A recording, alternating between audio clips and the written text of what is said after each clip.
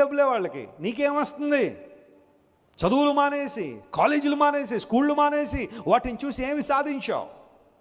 ఆలోచించండి ఒకసారి.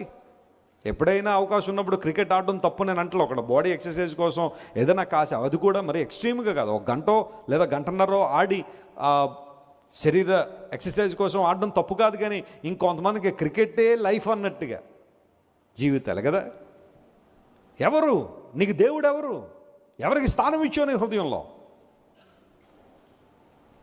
బెంగళూరులో నారాయణ హెల్త్ సెంటర్ ఉంది. వాళ్ళు హార్ట్ ట్రీట్మెంట్ ఇస్తుంటారు, హార్ట్ పేషెంట్స్కి ట్రీట్మెంట్ ఇస్తుంటారు. 2023 సంవత్సరంలో వాళ్ళకి గిన్నిస్ వరల్డ్ రికార్డ్ వచ్చింది. నారాయణ హెల్త్ వాళ్ళకి బెంగళూరులో ఉంటుంది.